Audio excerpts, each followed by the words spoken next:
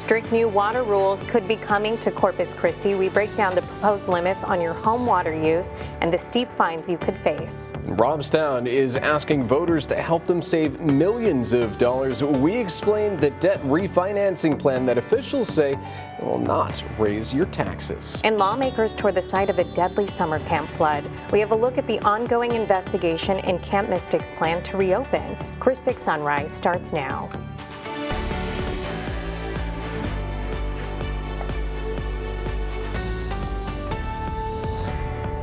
Hey there, good Tuesday morning, everyone. I hope you had a great one. And hey, if you got rained out yesterday, today is a brand new day filled with opportunities. Yeah, and I'm Michelle Hoffman, by the way. This is Brian Hoffman. Yes, We're I waking up with the apologize. Hoffmans and Stephen. Meteorologist Stephen Jones, of course. But Gotta good have a morning, jingle. guys. Yeah, I guess. But how are y'all feeling about all this rainy weather yesterday and this morning? It was nice. It was fun. It felt almost romantic. Yeah, it did. There you go. That's a good way to look at it. Then it's going to be a romantic Tuesday as we're heading out there. Still dealing with some of those scattered showers on the radar right now. Going through our morning hours, that's exactly what we're going to be seeing for our Tuesday.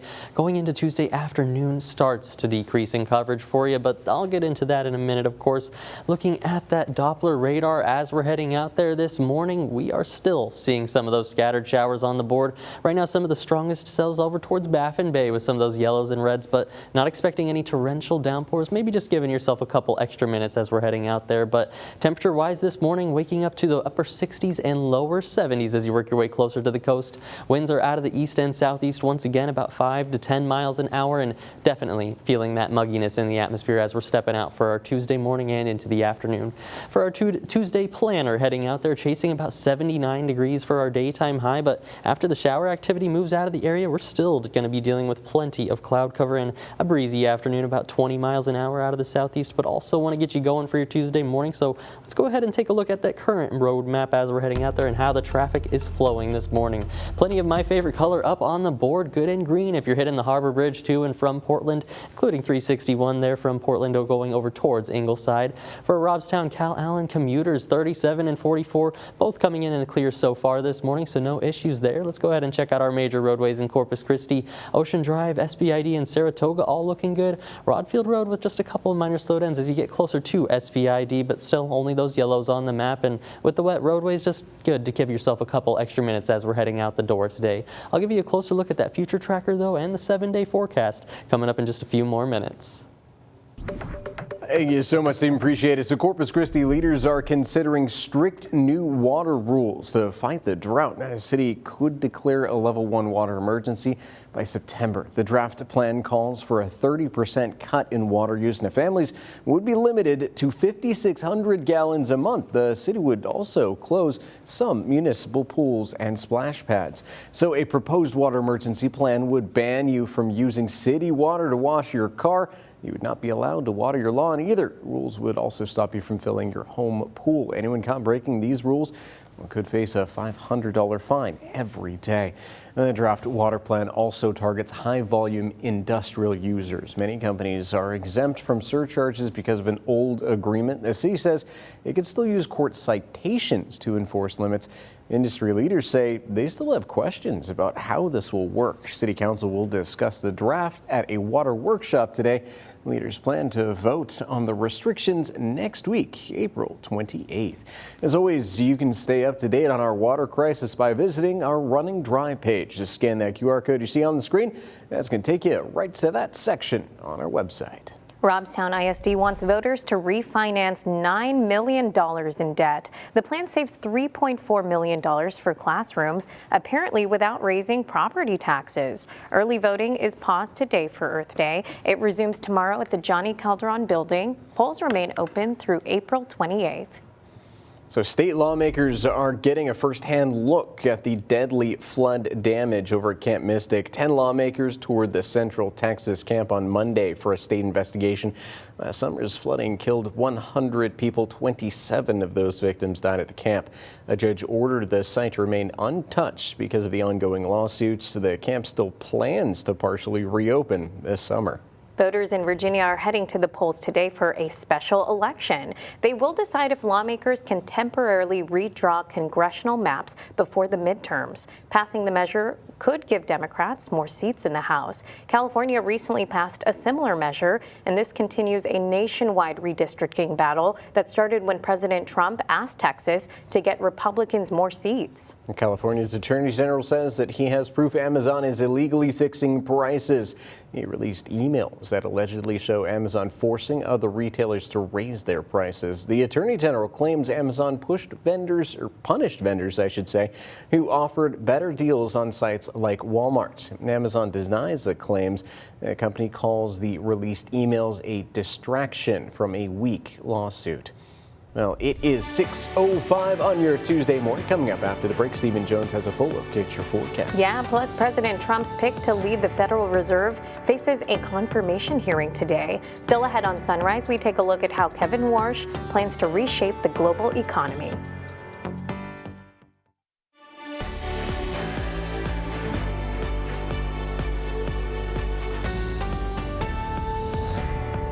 Welcome back, folks. 6:09 is your time right now this Tuesday morning. A nice 70 degrees so far. Oh, yeah. A little bit warmer, right, than yesterday? Or should I say, no, it's actually a little cooler because it was pretty muggy yesterday, right? It was pretty muggy yesterday, but overall, we are getting warmer out there for sure. Those rain chances are going down. Those temperatures are right on the rise as we're heading into the weekend. So if you're already making those plans, I know it's only Tuesday, but if you're making those plans for the weekend, looking pretty warm, looking pretty toasty out there as we're heading into that. But first, I want to get you going for your Tuesday morning, of course. So let's start off with some of the headlines and what we're expecting through the rest of the week. Still seeing some of those scattered showers on the radar, especially this morning and into the early afternoon. But as we go into the later evening, just looking cloudy and breezy out there as the rain chances start to dry up.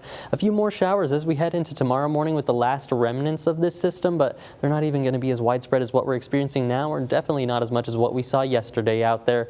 And then as we're heading into the weekend, likely even to see some of those lower 90s for our daytime highs as we return to a little bit more of a summer-like feeling heading in towards this weekend. But I've been focusing on the rainfall totals so far, so let's take a little bit of a peek towards those lake levels from a week ago. Lake Corpus Christi now up from 8.5% to 8.7%. Choke Canyon, that same trend, 7.4 to 7.6, and the combined reservoir capacity 7.7% a week ago to 7.9% as of this morning. Lake Texana also that similar trend up by 2%. So hopefully these numbers continue to trend this direction as we're heading deeper into spring, and with that El Nino on the way, I'm definitely got my fingers crossed for more rain and more good numbers as we're heading later into 2026. For our Tuesday morning, though, here's how that radar is shaping up so far. Some of that light shower activity into areas towards Live Oak and B counties. Nothing in terms of those yellows or reds on the radar, so definitely not any heavy downpours, but the heaviest rain we have right now is going to be just this little yellow dot you see working in towards Baffin Bay, but Clayburgh County getting in on some of those green showers out there this morning. And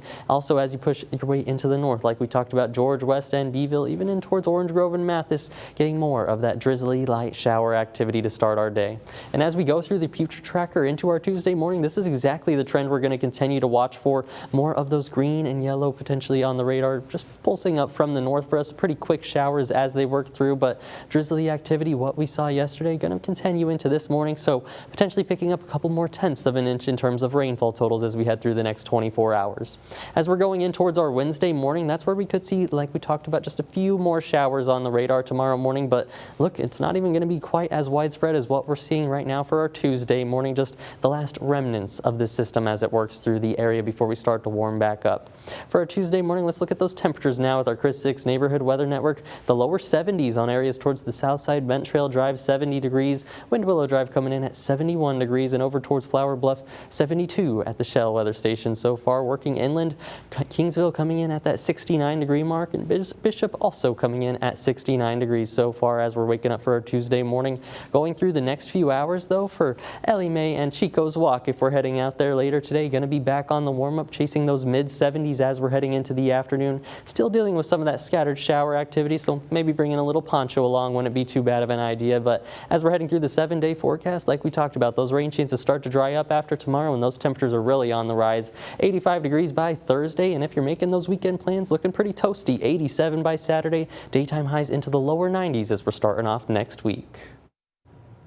Thank you, Stephen. So President Trump's pick to lead the Federal Reserve faces a confirmation hearing before the Senate Banking Committee today.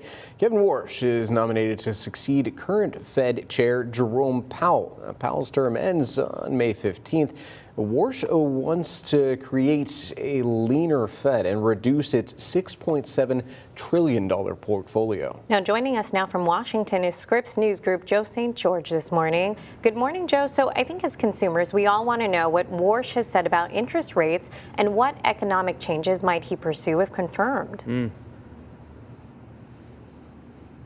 Well, he has said publicly, since being named President Trump's pick to soon lead the Fed, that he believes in the independence of the Fed. And that's something that we've heard from Jerome Powell for so many years, for previous Federal Reserve chairman, the independence of the Fed, suggesting that the Federal Reserve is not subjected to the political whims of the day like many other government or government adjacent agencies in our nation's capital. There will be one question, though, that gets asked repeatedly this morning when this hearing gets underway, and that is, how much will this individual, Kevin Warsh, how much will he listen to President Trump?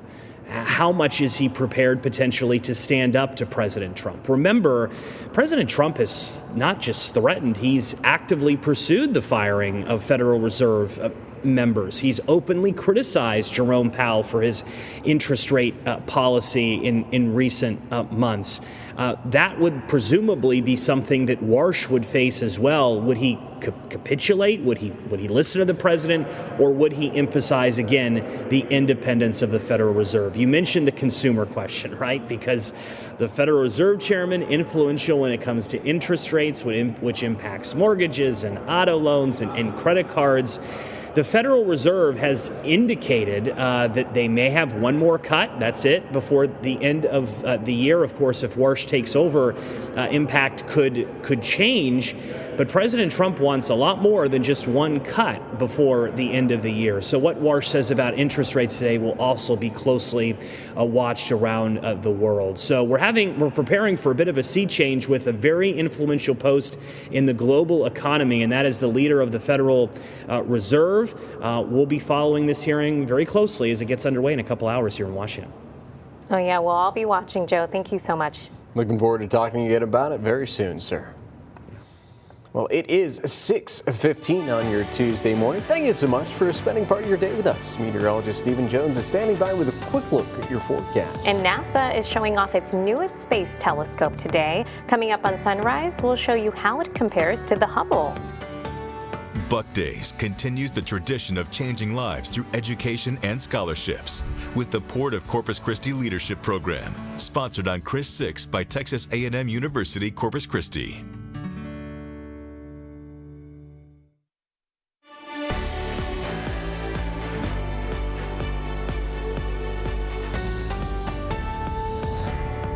Welcome back, folks. NASA is unveiling its newest space telescope today. It's called the Nancy Grace Roman Space Telescope. Scientists will use it to study the universe with infrared light. The telescope is named after NASA's first chief astronomer. It's as powerful as the Hubble telescope, but it can see much larger areas of the sky at one time. NASA plans to launch the new telescope as early as this fall.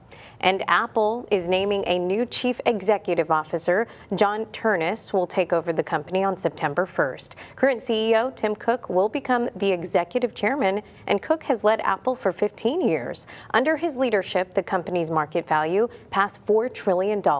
This is Apple's first leadership change since Cook succeeded Steve Jobs in 2011. Corpus Christi has a new leader for its animal care services. Dr. Antonio Caldwell is taking over as the new director. Now, he brings more than 20 years of animal welfare experience to the job. Caldwell previously helped run animal services in San Antonio and in Brownsville. He helped both cities dramatically increase the number of shelter animals saved. And Caldwell officially starts his new role on May 18th. The Diocese of Corpus Christi has announced a reopening date for the Corpus Christi Cathedral. The 80-year-old church will reopen on Thursday, June 4th. The cathedral closed last May for major renovations. Crews added new flooring, a new altar as well, and they also improved the lighting and sound systems. The upgrades include better accessibility and a new shrine to All Saints. Well, hey there and happy Tuesday. Coastal Bend getting a look at that live radar for you over the past couple hours. We still have some of those showers working on a line through about Clayburgh County up through western Nueces County there, but mainly into Live Oak and Bee counties for some of that drizzly activity this morning.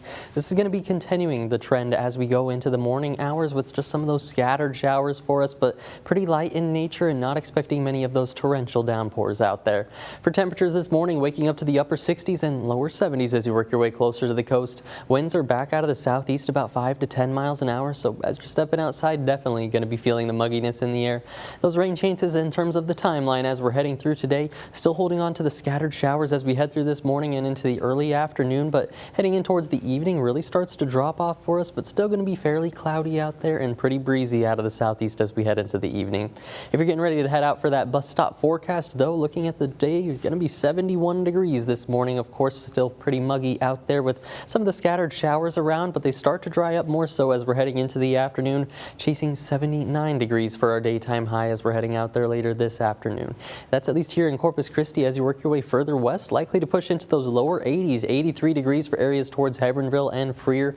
Along the coast coming in those mid to upper 70s, of course, so pretty warm as we're heading out for our Tuesday, but going to be even warmer as we're heading into later portions of the week out there. As we're getting ready to hit the roadways, though, this morning, keep in mind it is still pretty rainy out there, so just want to give yourself a couple extra minutes on the roads today. I'll have a closer look at that future tracker for you coming up in a few more minutes. Yes, Stephen, appreciate it. 6:22 is your time on this Tuesday morning. We hope you're having a great start to your Tuesday. Yeah, rising basketball stars making NBA history. Coming up on Sunrise, we'll show you the major award he just won unanimously.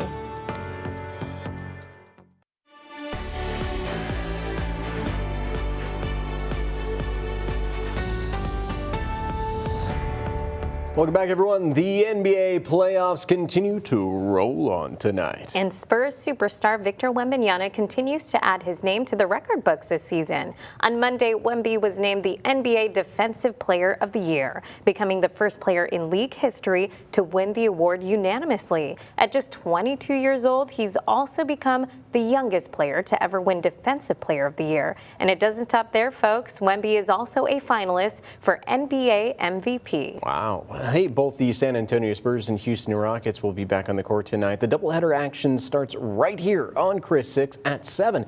Tip-off for the Rockets-Lakers game out in Los Angeles isn't until 9:30. That's going to push back the start of our 10 p.m. newscast, but you can still catch it on its normal times starting over at KZTV. Over to the NHL now, where the Dallas Stars took the ice Monday night, looking to tie their series up at a game apiece. Dallas gets on the board early in the first period, but the Minnesota Wild tie things up at 1 just minutes later. In the second, Dallas retakes the lead and they never look back. The Stars add 2 more goals in the third period to take Game 2 by a final score of 4-2. Well, the Stars will look to take back home ice when they travel to Minnesota tomorrow night for Game 3 of their series against the Wild. The puck drops from inside the Grand Casino Arena at 8:30.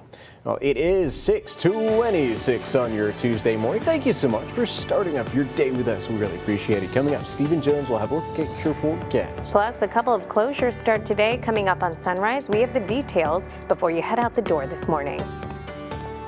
Buck Days continues the tradition of changing lives through education and scholarships with the Port of Corpus Christi Leadership Program, sponsored on Chris 6 by Texas A&M University, Corpus Christi.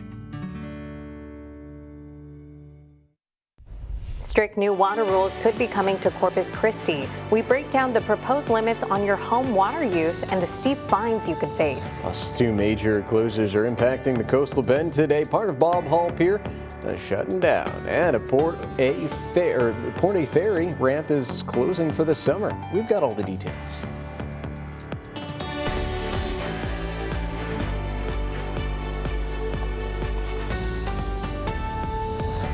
Hey there, happy Tuesday morning, everyone. You're watching Chris 6 Sunrise if you're just joining us, and you're waking up with the Hoffmans. I'm Brian Hoffman. And I'm Michelle Hoffman. Folks, we know the rain was the talk of the town for the couple of days, right? Yeah, we were soaked yesterday. So we got to check in with meteorologist Stephen Jones to see what we can expect today. Good morning. Well, good Tuesday morning, you guys. We've got a few more of those showers back on the radar. Shouldn't be quite as widespread as what we experienced yesterday, but still probably good to have the booties along, maybe the umbrella as we're heading out this Tuesday morning and even into the early afternoon before those rain chances start to dry up and temperatures start to go up as we're heading through the rest of the 7-day forecast. But over the past 3 days, this rainfall event hasn't been too bad at all for a drink of rainfall locally. Over a ½ inch is what we registered over at the airport here in Corpus Christi. 1.5 inches just across the bay in Ingleside. Sinton coming in at 1.73 inches.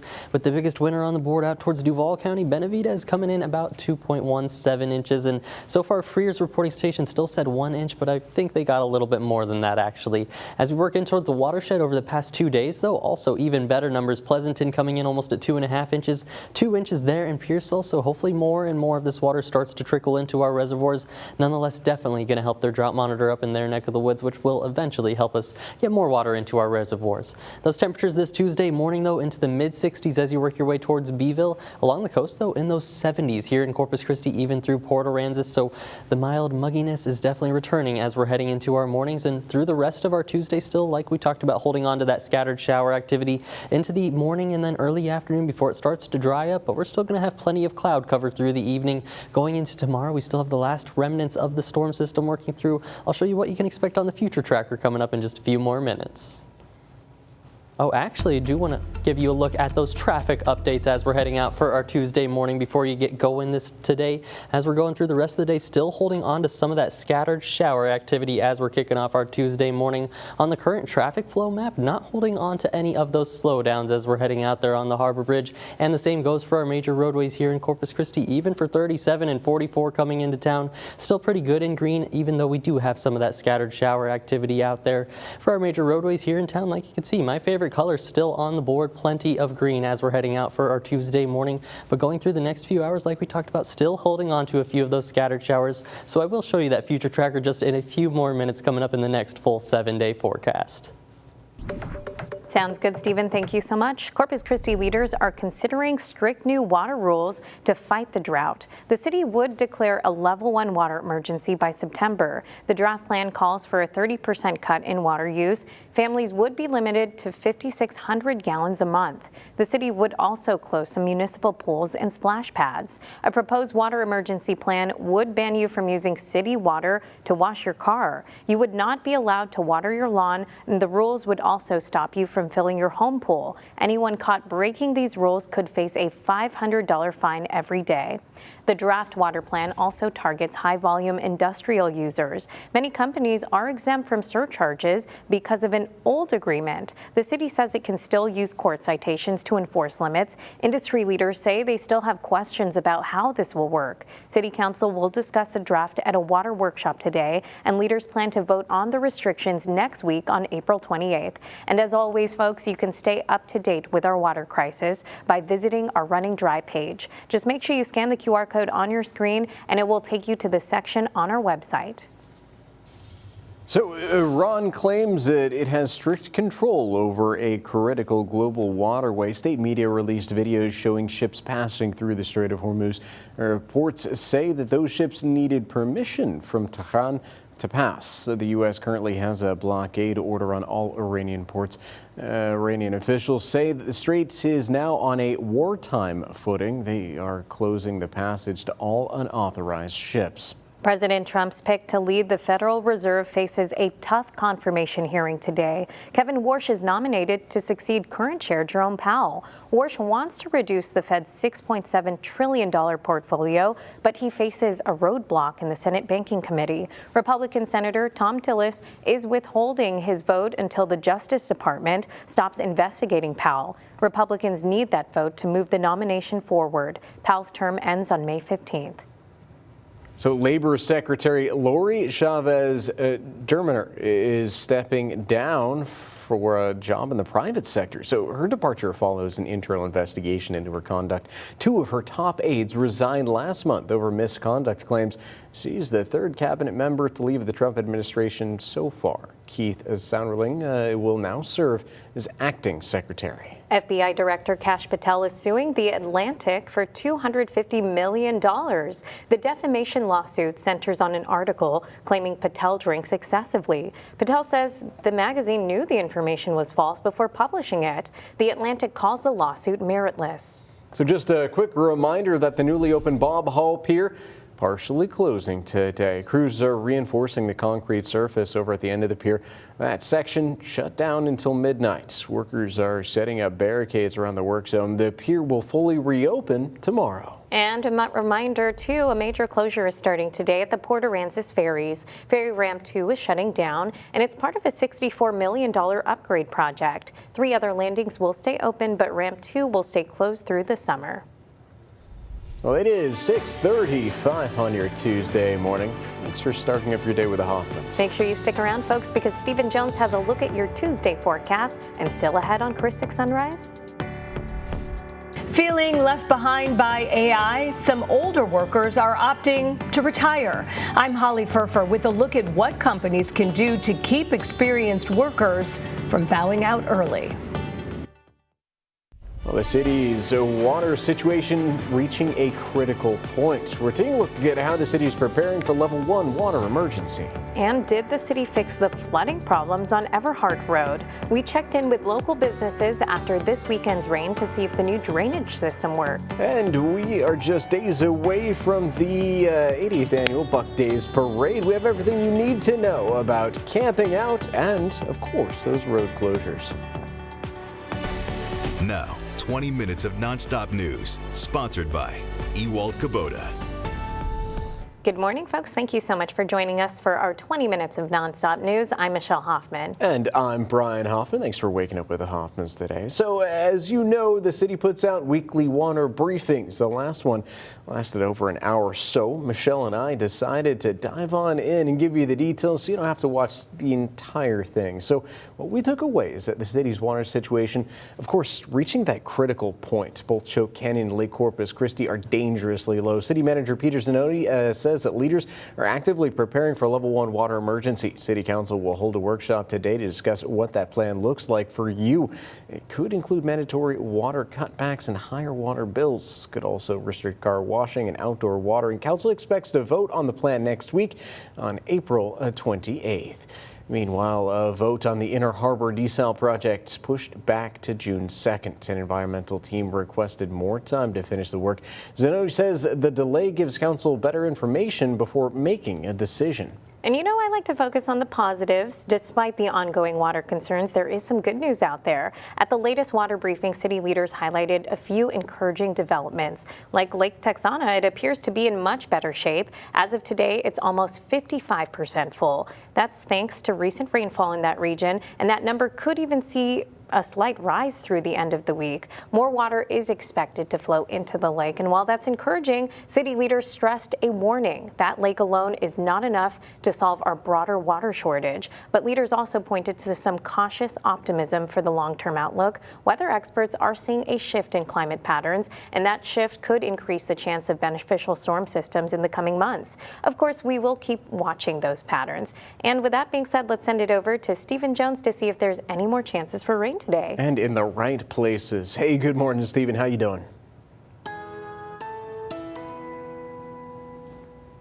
Well, good morning, Brian and Michelle. Doing pretty well for our Tuesday morning. So far, we still have some of those scattered showers out on the radar, but taking a peek through our Coastal Bend Weather Watchers group, saw this good photo. Thank you to Jeremy Shell for sharing this one out there in that group. A good view of a rainy downtown Corpus Christi as we went through our Monday, and with more scattered showers on the way. If you get any good shots like this one, hope you go ahead, take a quick picture or video, submit it to our Coastal Bend Weather Watchers group. Might just find yours also featured on one of our broadcasts. As we're looking at that rainfall from our Monday, though, let's take a closer closer look with our Chris 6 Neighborhood Weather Network. Starting off over towards Flower Bluff, the big winner Graham Road coming in at 0.8 of an inch for rain so far. Over by the island, about 36 hundredths of an inch, and then 41 hundredths of an inch there. So not as high of a total, but still we'll take every drop in the bucket we can get. Over towards Clayburgh County, Kingsville picking up almost a 1/4 inch of rain, but Bishop coming in closer to 2 inches of rain, where we got some heavier downpours working through the area. Not too bad at all. And as we work a little bit further north towards Live Oak County now, George West coming in at 16 hundredths of an inch, also towards around that 1/10 of an inch mark for Live Oak yesterday, where they didn't see quite as much rainfall. But going into this morning on the radar so far, seeing some more of those scattered showers out there. Right now still dealing with a few of them into southern Nueces County and northeastern Clayburgh County, but the best rainfall totals still off to the north towards Live Oak and B County, it looks like, with just some of those light showers out there. Not expecting those heavy downpours, and that's going to go as we go through the rest of our Tuesday. Here's that future tracker I've been talking about for you. You can see how we're still dealing with some of those cells out there. Still wants to put in potentially even that rumble of thunder. I don't think we have quite enough potential energy as we're heading through the morning hours, but scattered showers, yes, I do think you'll see some of those as we're heading out for the morning commute, even in towards that lunchtime hour. But compared to what we saw for our Monday, likely not to be as widespread across the area, and that trend is going to continue as we're heading into our afternoon and evening, even more so as we're going in towards our Wednesday morning commute. This is where we start to see the last few remnants of the system working through as we're heading in towards tomorrow morning. Could still see 1 or 2 of those showers, but in terms of coverage, continuing that trend of less and less for us, and we're then going to be on the warm-up as we head through the back end of the 7-day forecast.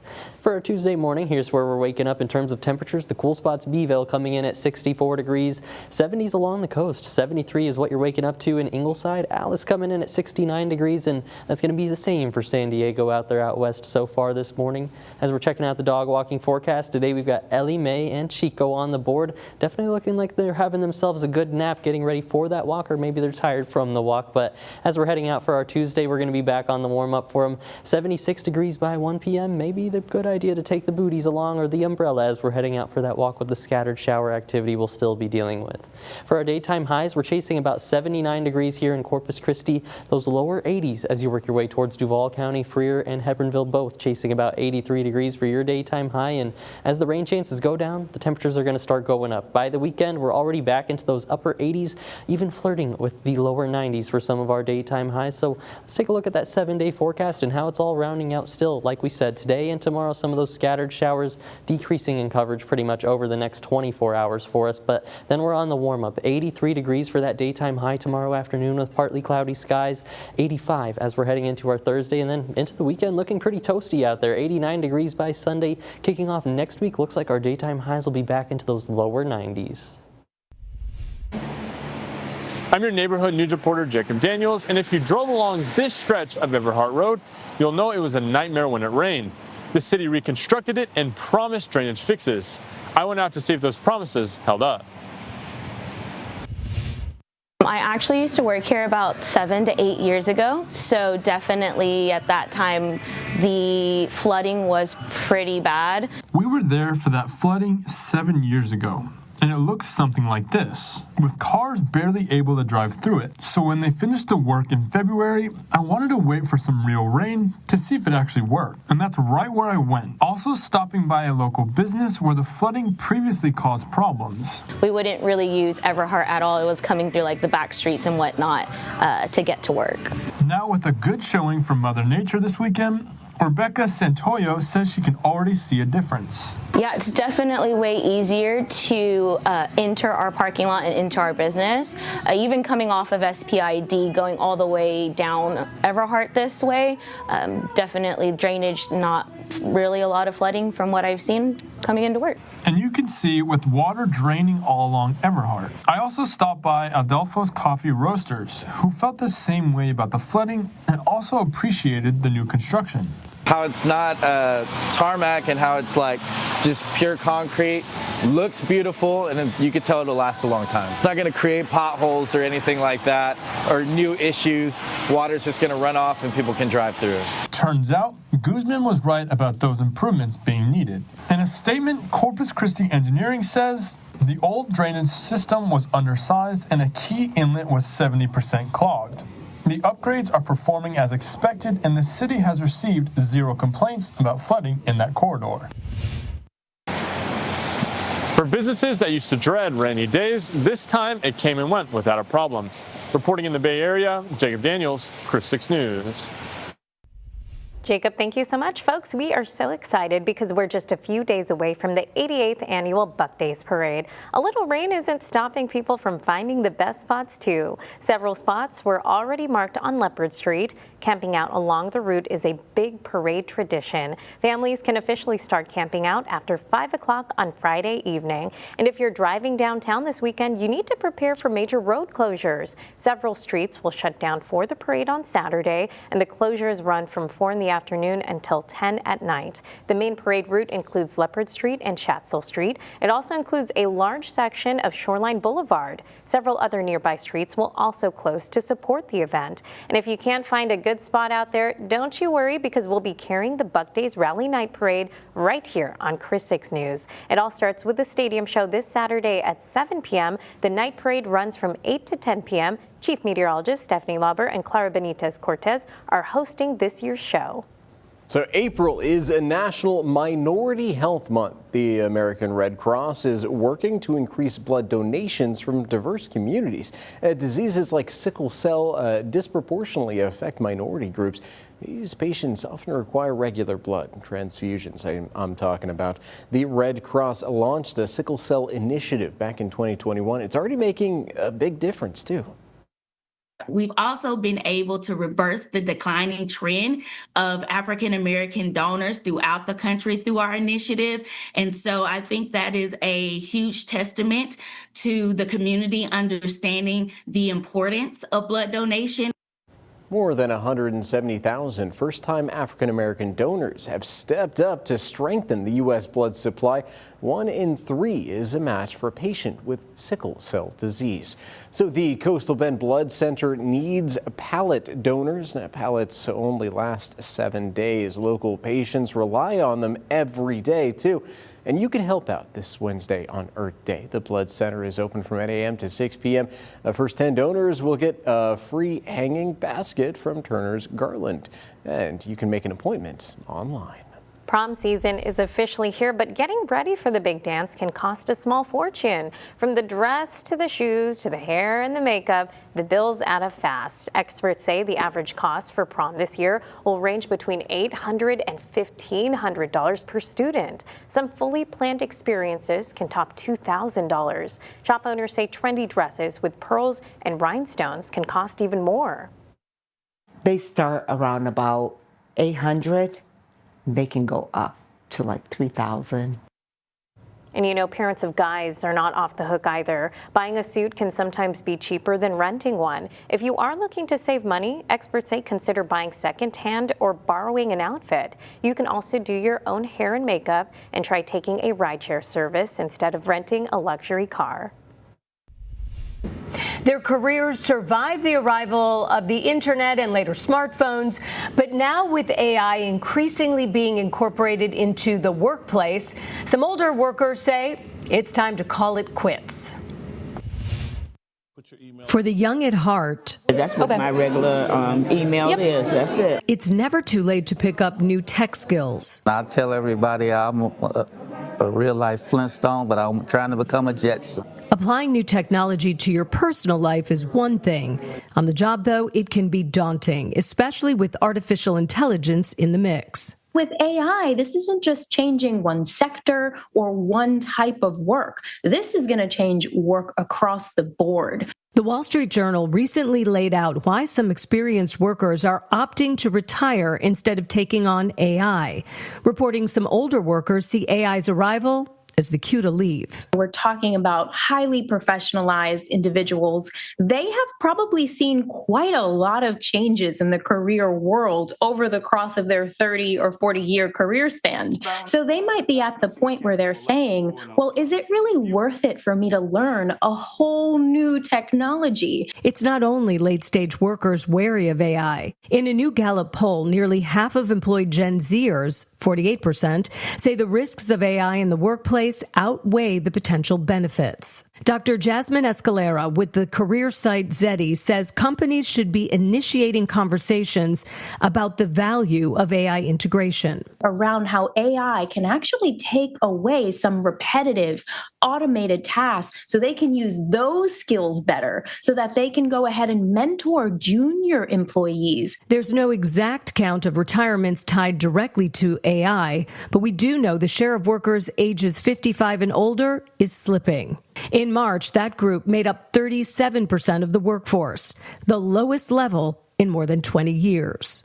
Holly Furfer, Scripps News Group. Now, 6 things to know before you go. All right, starting off this list, state lawmakers are getting first-hand look at the deadly flood damage over at Camp Mystic. 10 lawmakers toured the Central Texas camp on Monday for a state investigation. Last summer's flooding killed 100 people. 27 of those victims died at the camp. A judge ordered the site to remain untouched because of the ongoing lawsuits. The camp still plans to partially reopen this summer. Voters in Virginia are heading to the polls today for a special election. They will decide if lawmakers can temporarily redraw congressional maps before the midterms. Passing the measure could give Democrats more seats in the House. California recently passed a similar measure. This continues a nationwide redistricting battle that started when President Trump asked Texas to get Republicans more seats. President Trump's Federal Reserve nominee faces a tough confirmation hearing today. Kevin Warsh is nominated to succeed current Chair Jerome Powell, but Republican Senator Thom Tillis is withholding a crucial vote. Now, Tillis wants the Justice Department to stop investigating Powell first. Powell's term ends on May 15th. Apple is naming a new chief executive officer. John Ternus will take over the company on September 1st. Current CEO Tim Cook will become the executive chairman, and Cook has led Apple for 15 years. Under his leadership, the company's market value passed $4 trillion. This is Apple's first leadership change since Cook succeeded Steve Jobs in 2011. You can safely get rid of any unwanted medications this Saturday. Corpus Christi Nueces County Public Health District is hosting 2 drop-off events.